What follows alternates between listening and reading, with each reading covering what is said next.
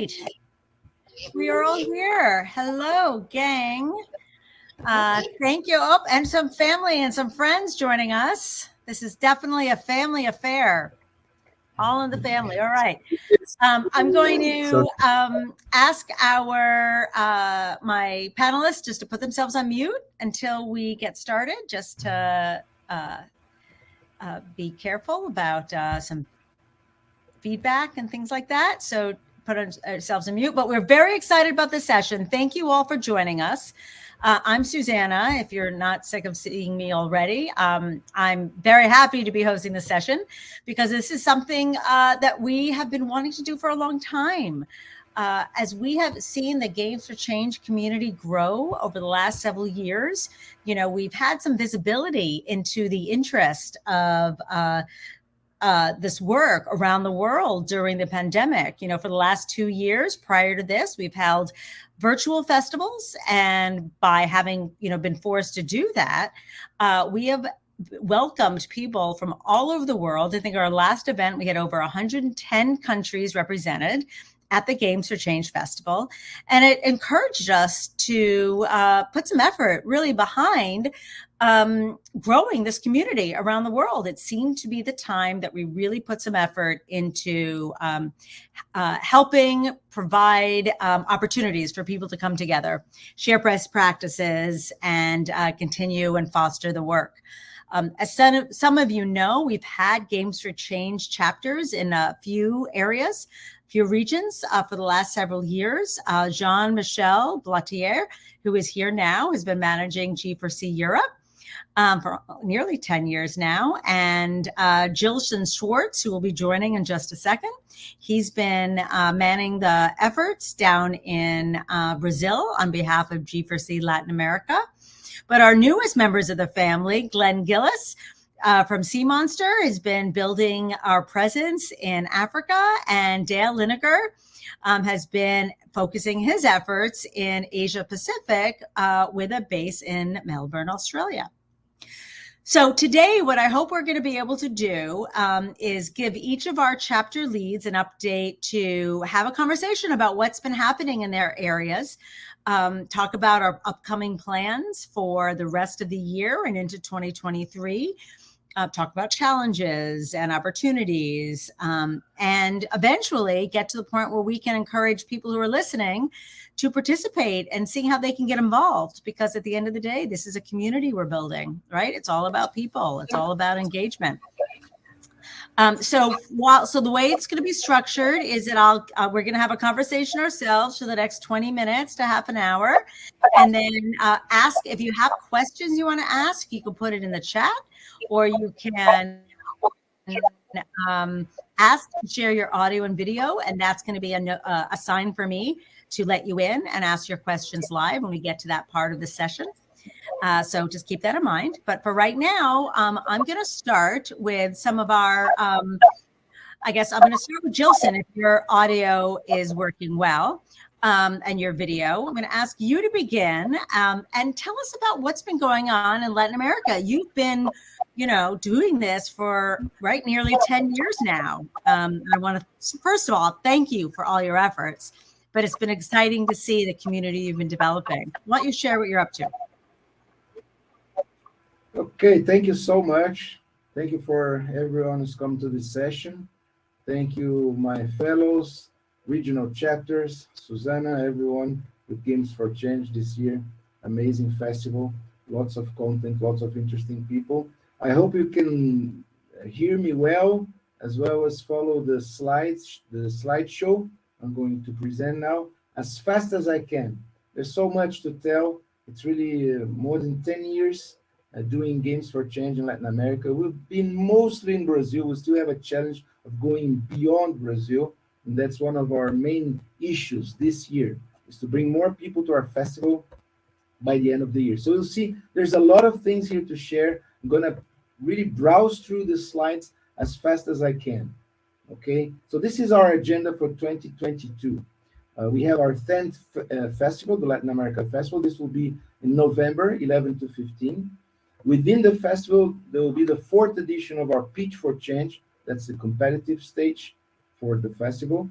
We are now going through, since April, we're going through this cycle of workshops, games, adolescence, and infancy agenda, the Gaia agenda. This year it's going very well. More than 20 speakers. It's still going on till August. And then we'll have a student challenge from September to November. And then I'll talk a little bit about some of the games and game projects that we are doing right now in Brazil. So I'll start with the festival. This will be our 10th edition. The main theme will be healing and health.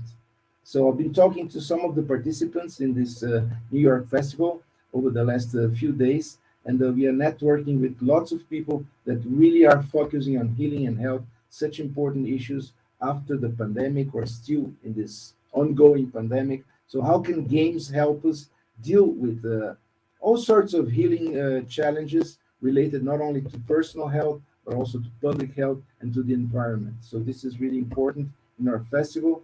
The Games, Adolescence, and Infancy agenda also is going very well. We have more than 200 participants. Most of them are school teachers, and this is a partnership with the Quebec office in São Paulo. So there's a lot of exchanges with fellow researchers and professors from the University of Montreal and others working in this very dynamic game industry in Canada. Then the Student Challenge. We're calling our Student Challenge the Utopia Student Challenge. You have the timeline here. So we've been really warming up with in-school program launches. We are following exactly the same design as the Games for Change Student Challenge. That's already very well established. Then we will have from September game design opportunities that will be game jams and workshops in schools. And then by October, we start opening for submissions. And then as we approach the festival, judges will evaluate games and we will have our own award ceremony by the end of November. So keep connected to Games for Change Latin America, and this will be open, of course, to all Latin American participants. This is really one of our most important projects to this time. Avant-Garden is now a project with the Prefecture of São Paulo. It's a huge city, one of the largest cities in Latin America. And this is really about gamification of environmental friendly audiovisual production. This is really a social multiplayer network strategy game. We also engage about 200 youth all over the city. This will be 17 different hubs, along with 2 hubs in the university campuses at the University of São Paulo. So all in all, it's about more than 200 people in 19 different hubs. We'll all be playing for gardens, for the protection of gardens and parks. It's really a very exciting project. It's sponsored by the Prefecture of São Paulo and also partnering with different stakeholders, private companies. I think it's something that will be really interesting to follow up over the next 1 year and a half.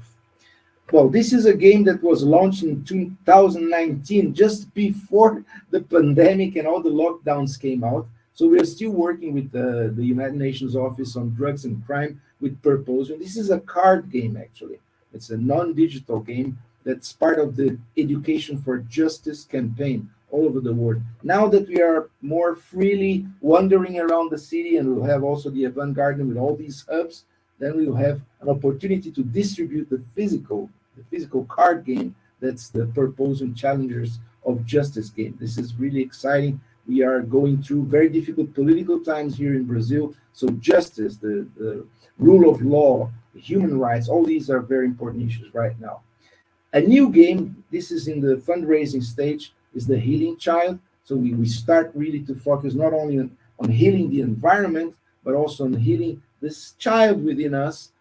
So this is really in the process of development right now with Thiago Kozer, who's been working with Games for Change Latin America for some years. Another example of a quite advanced project, still in its fundraising stage, but already with lots of design and interesting approach, because it's a story of a friend who lost his friend during the pandemic. So Master Lemon, The Quest for Iceland, is really a very beautiful project that we are supporting. Julio Santi and Thomas Leme, they are very experienced young guys already doing fantastic job with game design. Transcendence another very interesting project. This is our first metaverse project with Almir Almas and his Lab Art Media. It's a lab. And this will be really about the rituals, farewell rituals and online memorials for all those friends and relatives, family that we've lost during the pandemic. So it's really about experiencing ritualistic processes in the metaverse. We are already fundraising for that project as well, and this will get a direct involvement of the Department of Film, Radio, and TV at our university. This is really one of the projects that I'm most excited about. WASH is a network in Brazil, workshop for aficionados in software and hardware, and we've been doing this project with the teenagers in the city of Brotas, which is famous for adventure tourism with rafting, and there's this river going through the city. And we are working with the students and teachers in high school to create a game that connects to this adventure tourism hub. So this will be also a very important project in the next several months. And then last but not least, as you know, we've been going through with this government in Brazil a very, very difficult period in terms of preserving the Amazon. We have Bruno and Dom who were killed a few weeks ago. Everyone is really sad here in Brazil and all over the world about this terrible crime. It's a crime against the peoples of the forest.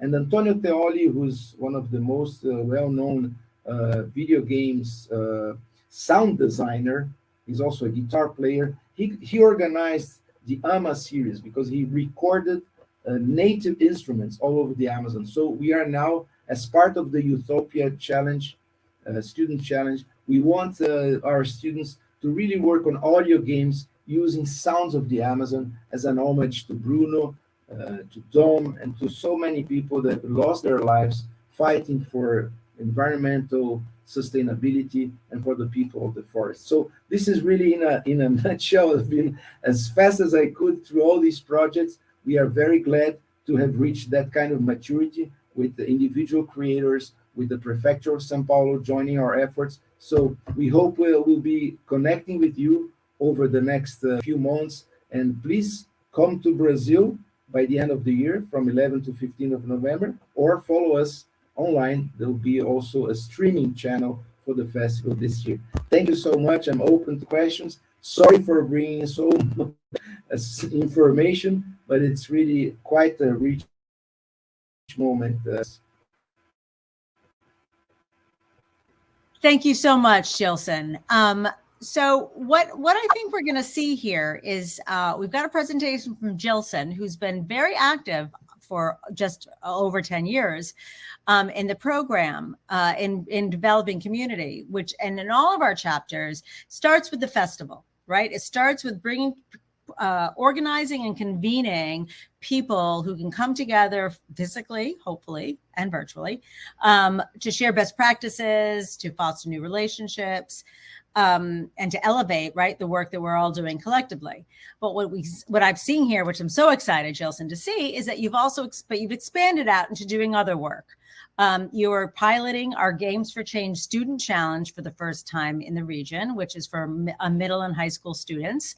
That's something that we hope to be able to get to in other regions around the world, and really, really excited to see how that works. You're organizing game jams and co-developing games that meet other impact goals, right? Whether it's climate or social justice. When it comes to supports and things that you're looking for from the broader community, you talked about going beyond Brazil. What would you like to see happen, and how would you like to encourage participation from individuals, organizations, universities from other countries?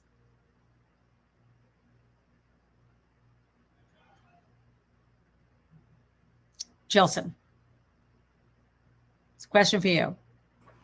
Can you hear me now?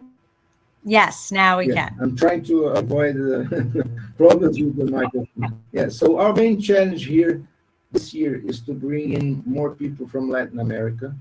Brazil is already such a big country, big territory, full of conflicts. So we are talking now with partners in Chile, in Argentina, Mexico, and Colombia. And also it's interesting because even in Brazil, it's so big that we are partnering with other stakeholders in the game scene, like the Brazilian Society for Game Studies and Digital Entertainment Research. So we are doing the festival, their own festival this year. The culture track will be also an opportunity to bring in more people from all over Brazil. Sometimes we are in São Paulo. It's a big city, industrial city, very rich. It's full of inequalities as well, but it's really a tremendous hub for Latin America. But on the other hand, sometimes people in other regions, initiatives in other regions, get a bit, I wouldn't say afraid, but we really have to work on creating opportunities, especially for schools in other regions of the country and in other countries. So the idea here for all of you who are not from Brazil and are watching this session, make contact, send us a message. We are working on regional chapters or regional sub-chapters so that Games for Change Latin America actually becomes like a confederation of country-specific initiatives. So that's interesting that you say that, because we've been talking a lot, certainly in our newer chapters in Africa and Asia-Pacific, which have countries that have different, levels of maturity, right, when it comes to the game development community. But before I get to speak to that, I'd love Jean-Michel and Katerina. It's good to see you too. Hello. They both of them have been holding the mantle across France and Germany for the past several years, also nearly 10. And those challenges still exist, I would imagine, for you too, even though there are some communities or in some areas that do have, more mature game development communities. Why don't you share a little bit about what you hope to be happening over the next year and a half, and how you'd like to engage with people from other areas of the world? Yes. So let's see if the share screen works. It's showing a window. I'm not sure if you see this window. It says the connection to the server was dropped. Oh, okay. So stop sharing. Let me try to share again. For those of you who are just joining us, we are making our way around the world. We started off in Latin America with Gilson, who presented on their work primarily in Brazil. And now we have moved our way to Europe, where Jean-Michel and Katerina. Yep, we're good. It says NX Publishing presents. I don't think this is the presentation.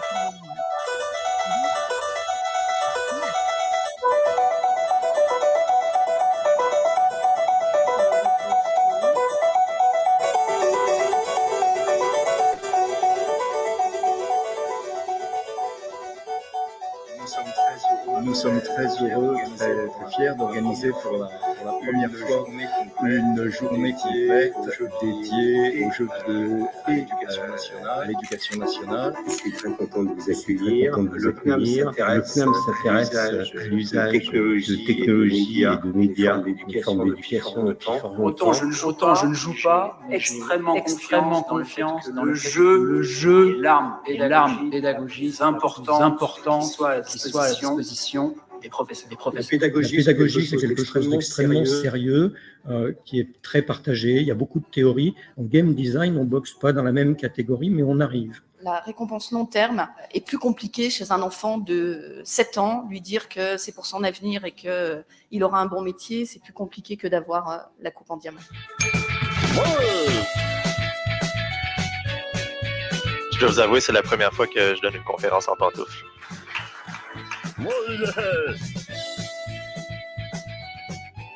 Hello, my name is Chaim Gingold, and I'm going to talk to you today about design insights from working on Earth Primer. Something that I love about our lab is that we're leaders in pediatry and imaging, So you can see here, we do a lot of work with infants. We do work with infants that are just even a couple hours old. Everybody knows Syria is at war right now.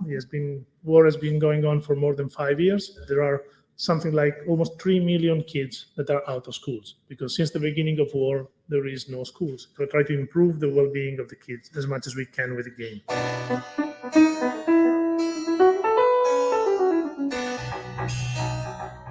La relation aujourd'hui avec l'événement Games for Change, c'est un soutien que le ministère apporte à cette journée d'études et aux captations, confronter, informer, trouver des points de vue qui font que les uns et les autres doivent mieux connaître les impératifs, les contraintes, les intentions au service des apprentissages et au service de l'enseignement.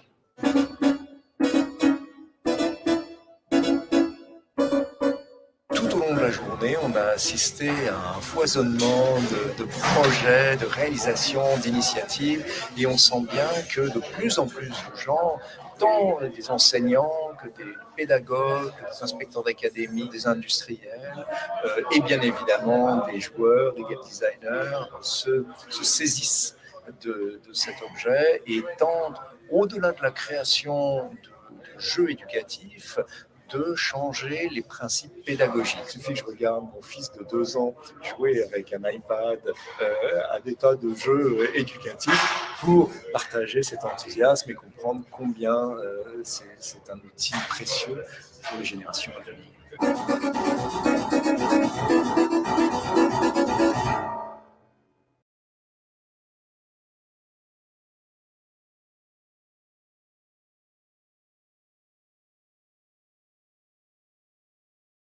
That was great. Thank you, Jean-Michel. I think you're on mute. Jean-Michel, there we go. There we go.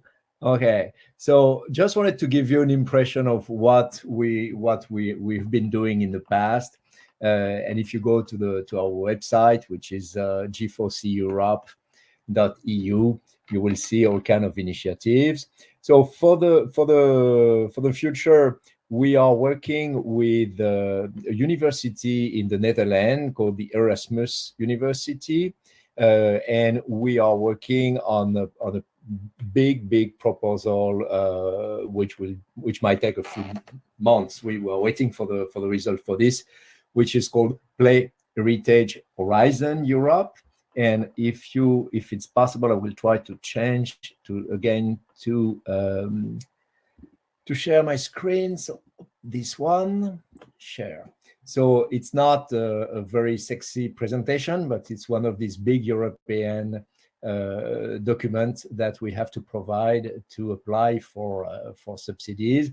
So this is a project which is called the Play Heritage Project, which focuses on enhancing the potential value of the European video game on the social imaginaries it accumulates for fostering social cohesion of European society through encouragement and interaction with European cultural heritage represented in European video games. So I will not go through the whole document, of course, which is pretty long, but basically there are 10 universities which are involved into this project.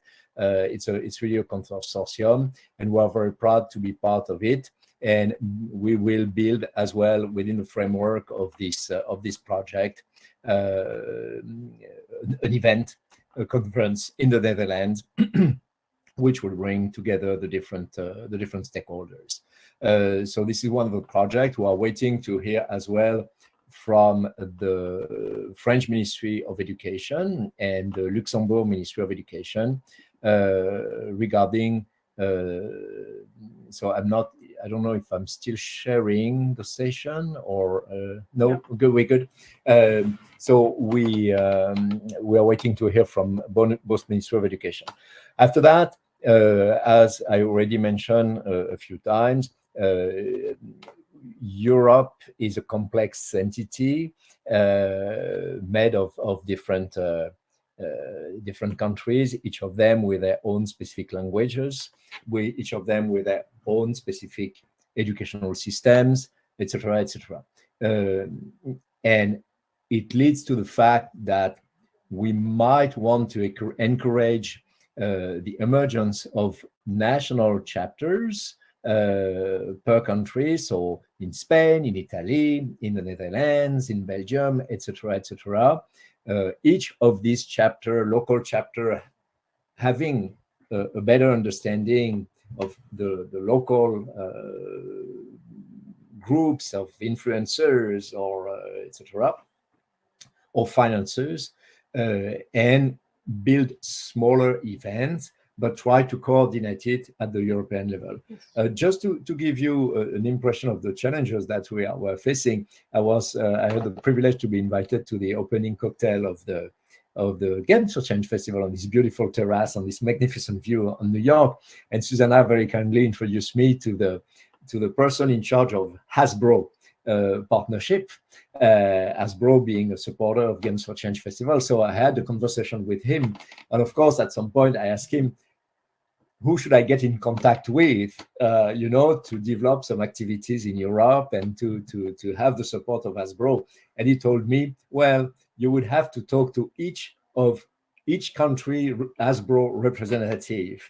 So you have 27 members in the European. So we would have to reach out to the 27 entities of Hasbro, each of them having obviously a far smaller budget than the Hasbro corporate has. So maybe someone will give us 10,000, some will get 15,000, etc., etc. So this just to give you, this is the context that we are operating, that we've been operating for 12 years now. We've been doing a lot of things. So it is Cathy, and I would like to, so when we started the whole thing 12 years ago, it was interesting because I was a French guy, and a male, obviously. Cathy was a woman and based in Germany, working with the Cologne Game Lab. So it was interesting to have these two things. So Cathy, do you want to say a few words? I could just add on that we are also, as many chapters, are dealing with changing partnerships. Oftentimes, a partnership depends on one specific person working with a university or something like this. So we used to have actually more strong partnerships within European countries, but then work situations change, and then this partnership suddenly goes away. So we are constantly trying to put our fingers out into new entities. But at the moment, especially with COVID and not being in place with people, this is really important for us, being in place with people and getting into contact with people in the different cities. That really slowed down our progress in building a new festival. So we will, this year, we will only have small events which are on country-specific event. And we are looking forward to planning something bigger within 2023, involving more European partners again. And we strongly believe that we have a strong proposal for this big European project. And we're looking forward to building a new festival, a great festival next year. Yeah. So I don't get.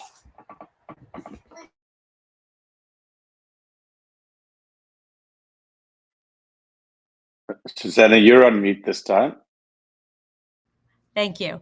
I was going to say thank you both so much, and I acknowledge that the last 2 years have not been easy, and even developing programming and partnerships across Europe is a challenge in itself.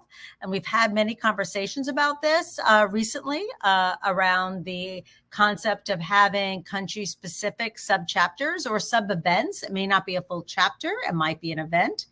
And we're very open to having those conversations. I know there's some interest in Spain, there's some interest in Italy, possibly in Belgium. And so we will kind of work through that strategy for the next year. And I look forward to both of you, to having conversations with both of you around that.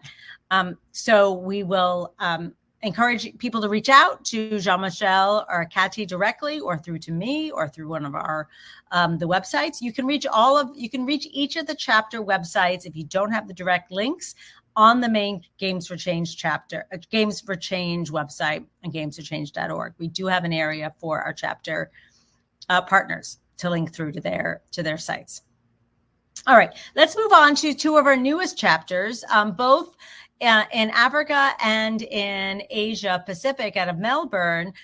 Glenn and Dale very successfully launched virtual events this past year some in 22. I think one thing happened in 2021.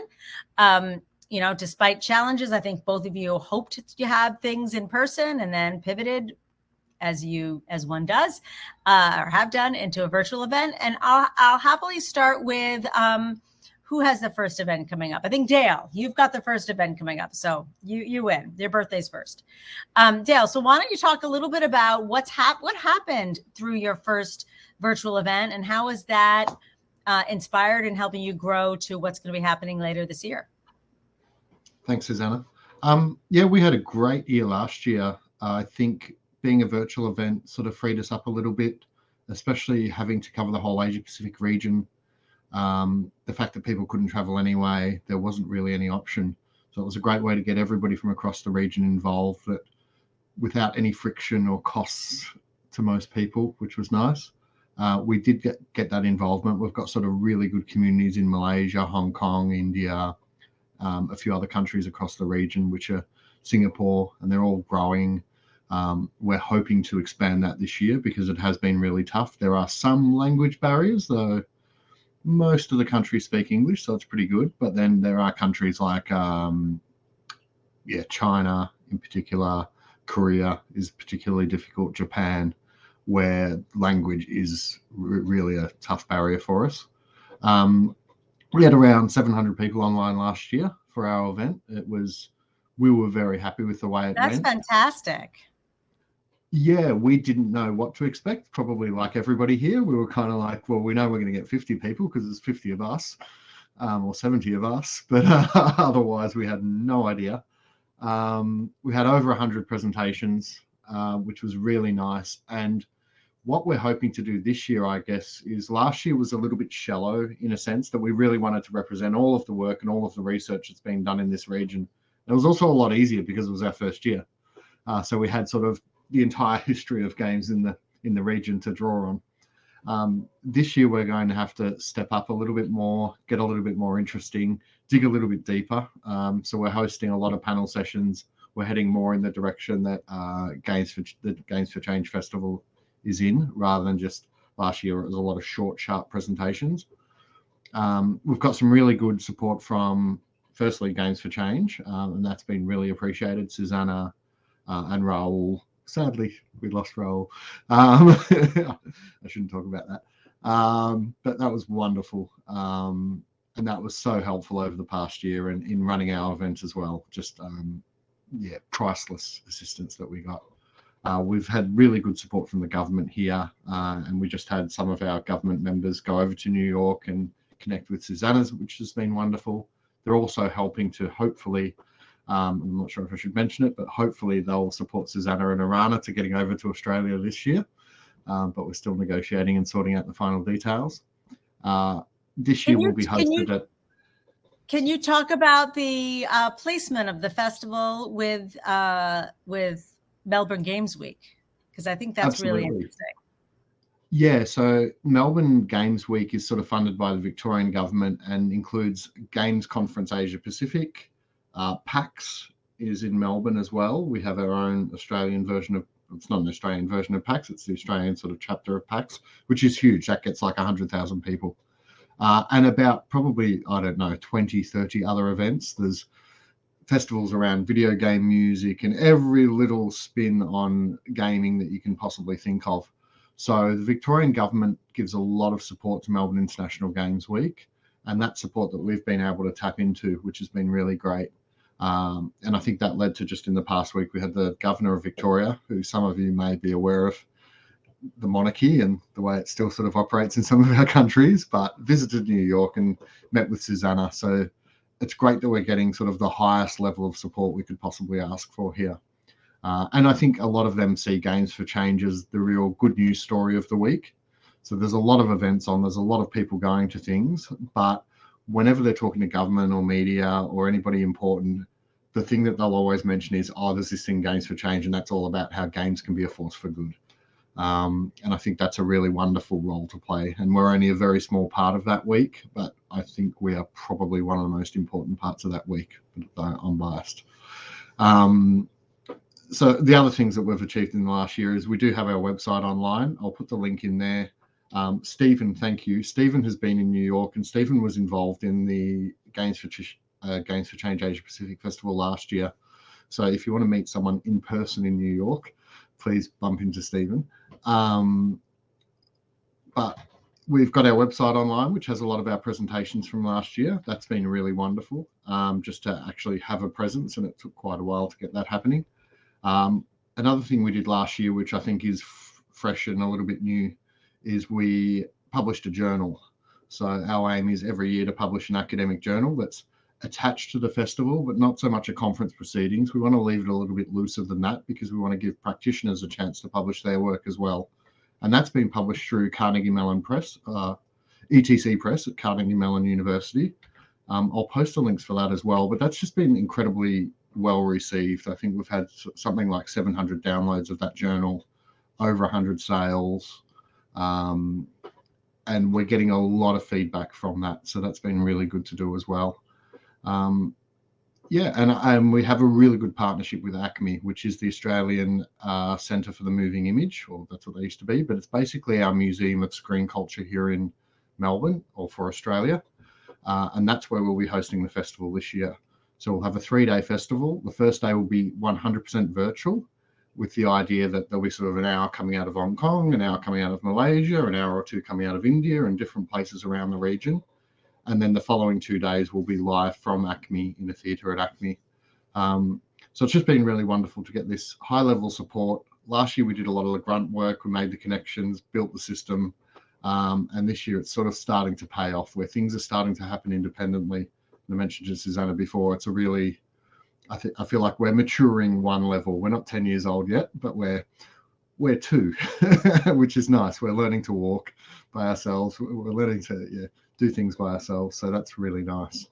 And thanks to everybody for the support. It's been wonderful. Thank you, Dale. So I'm excited to hear about the virtual day to engage with different countries around the region.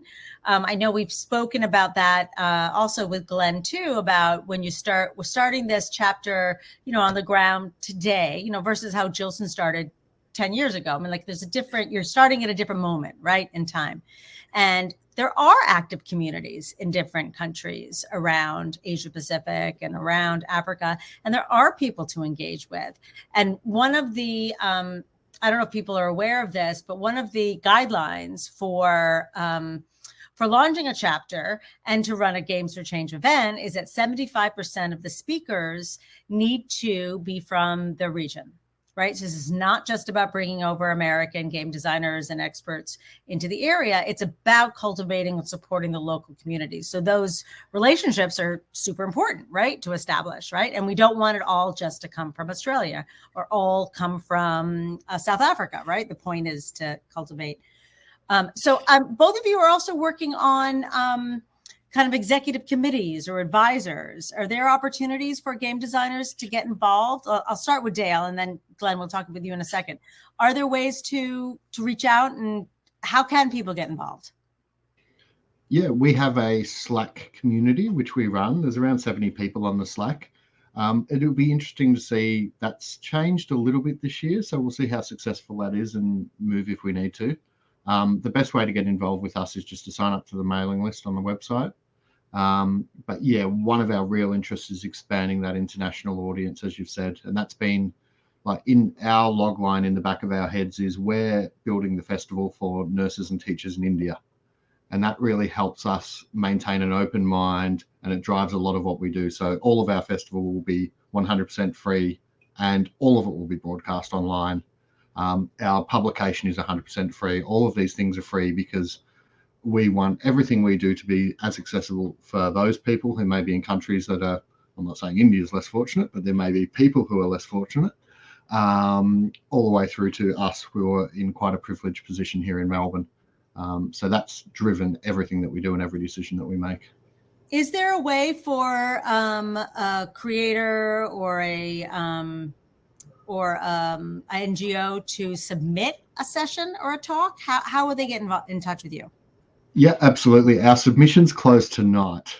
And we deliberately did that because we wanted to spruik it a little bit during the festival. But if you get in contact with me, happy to help. happy to push that through, and we may have to do a little bit of an extension, but we'll leave the form online as everybody does and catch anything we need to. So I'll post a link for that as well. All right, terrific. Thank you. All right, thank you so much, Dale. Glenn, last but not least, what's going on? What's been going on in Africa and out of Cape Town? Oh, I'm afraid you're... Hi. Nope.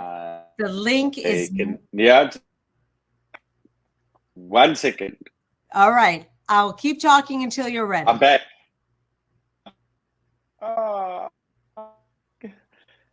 Try talking. Let's give it a try. Testing. Wow. Oh, right. no. Is it working? Yeah, it's working. Keep going. I think it's working. Okay, cool. Yeah. Terrible timing there on my internet. Quite clearly. To hear my... Oops. No. I don't think I'm going to dial back in. Okay. All right. Give me 1 minute. Yep. Back yeah. in. Your Coming mute back. is going on and off, but we'll wait for you to come back.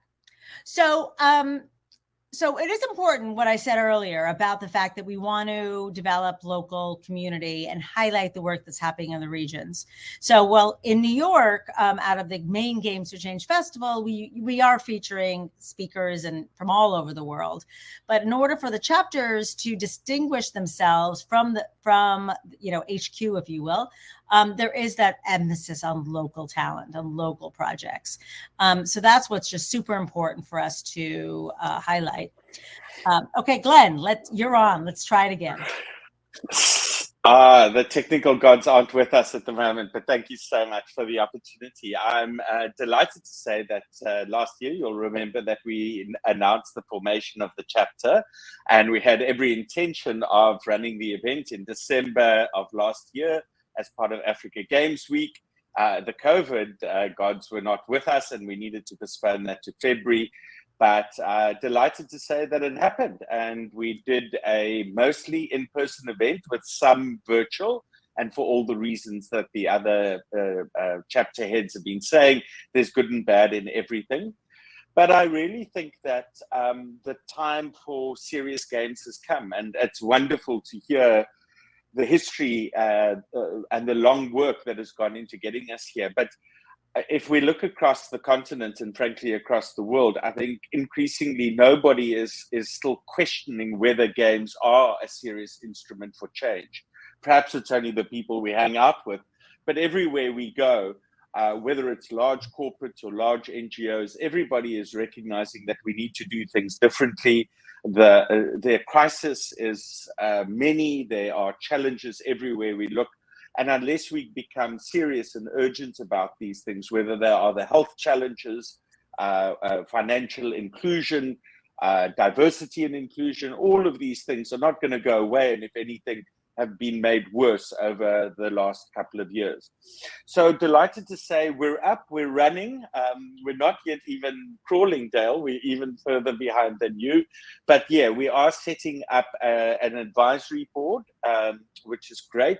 We have our curation panel, who might be the same people. Don't tell them yet, but they might start by doing both of those jobs. So we will be having our festival in the first few days of December this year. Again, part of Africa Games Week. You're all welcome. We're hoping that it's going to be an in-person event. So we're really looking forward to getting that up and running. And just to pick up on a couple of the themes of what people were saying earlier, I think our first job is really to kind of try and map the ecosystem. There are so many things happening. And one of the incredible things that came out of the event in February was just actually meeting 10, 12 of the other bigger gaming studios across Africa.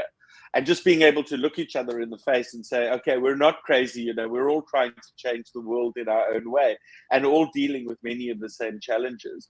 And I think that's one of the primary things that I think Games for Change really does, and that is that it brings like-minded people together. We've also been reaching out to the academic institutions, both in South Africa, but across the continent. And it's a slow game, but I think our first goal is really to create a framework within which people can start to get to know each other. Susanna's already brilliantly connected a whole lot of things and said, you guys should be talking to us. And I think that's our collective job, is to see who's out there and see how we can put people together so we can get that wonderful multiplier effect working. Increasingly, what we're also seeing is that the challenges around scale and sustainability with serious games, and I don't know to what extent this is relevant to you too, but the model that has applied for so long, a lot of money has been spent in Africa trying to deal with many of these challenges. And as I said, people are not really questioning whether games are effective anymore. It's proven that they are. The question now is, okay, so how do we get beyond just doing a pilot or dealing with it on an ad hoc basis, going from year to year, but really trying to get some big projects. And Gilson, it's amazing to see the work that you're doing in some of those projects, and definitely want to borrow a lot of the expertise and the know-how that you've obviously brought to the table around those things. So yeah, I guess in a nutshell for us, we're up, we're running, we're looking for friends and family to join us. We're mapping the ecosystem as best we can. We're putting the advisory and curation panels together for December. It's an open invitation. I've popped into the chat our email address, and at the moment, just get in touch with us, and the more hands, the lighter the work will be, because there is a lot of work to be done, and we're very excited to be sharing the journey with everybody. Thank you. Well, thank you so much. To all of you, really. But to start something from scratch, right? To put that effort in, Dale and Glenn, I just really want to thank you for your efforts. We're off to such a great start in both of your regions. And I'm looking forward to helping support and connect. And I know Gilson feels the same. Cross collaboration is, offering, tremendous opportunity. The more that we can do, the better, right? The pie keeps growing. And as I look into 2023, I said this earlier in my remarks, 2023 will be Games for Change's 20th anniversary. It'll be the 20th Games for Change Festival. And we are looking forward to celebrating our community globally. And I have a vision of us doing a 24-hour festival in a single day, right? How awesome would it be if we have, Dale, you program for, 4 hours, Gilson, you'll program 4 hours, same thing with Glenn, same thing with Europe, and we'll just go around the clock. To really to celebrate our communities. So I really look forward to working with all of you over the next year and years to come, absolutely. And I guess I could open it up for a few minutes to see if there are any more questions, but I think we might have used our time here. I appreciate everyone listening in today. I don't think I see any real questions popping up, but I just have to remind people that they can find any one of these chapters. If you didn't screenshot or get the email address that was put in the chat, you can find them all through Games for Change's main website. We have a page on our chapters, and they will link you through to the respective website. All right, great. We have Africa listed again, and we also have the expo area. Each of our chapters too have a site there with information on how to get in touch. But yes, please feel free to reach out to all of you, reach out to me. I'll make the connections. We just want to make this community grow, and super excited. All right, Lucy, Greg, you're on it. Awesome. Thank you. Any last words from my friends here? No? All right. Yes, if I may, just say thank you, Susanna, from my side for creating space for us at the table. You've been amazing in supporting the setup of our chapter, and it's really remarkable to be part of the family. So I wanted to say thank you to you and to your team.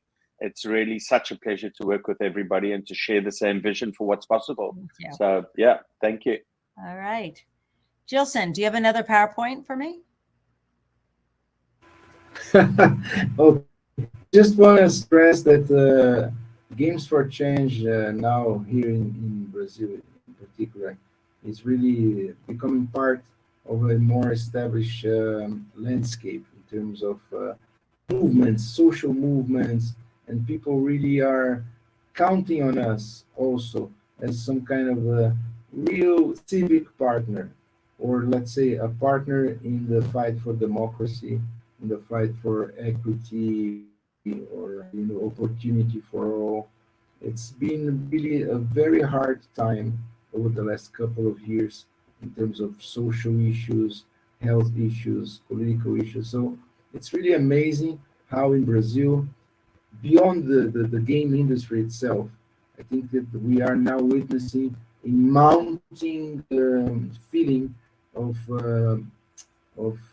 belonging to a country, belonging to a society. It's really struggling for democracy and for culture and education to be valued as important tools for improving our conditions in terms of institutions, in educational institutions, in terms of social movements. So I'm really very, very thankful for all these years with Games for Change, not only for the insights and the knowledge that I've had access to, but also for that kind of spirit.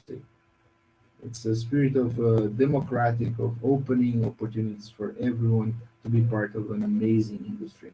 So Thank you. Thank you so much. Thank you. All right. Thank you so much. I look forward to being in touch with everyone on the screen and listening through chat. And please enjoy the rest of your day here, last day of the Games of Change Festival, and we will be in touch very, very soon. Thank you. Bye. Thanks all. Okay.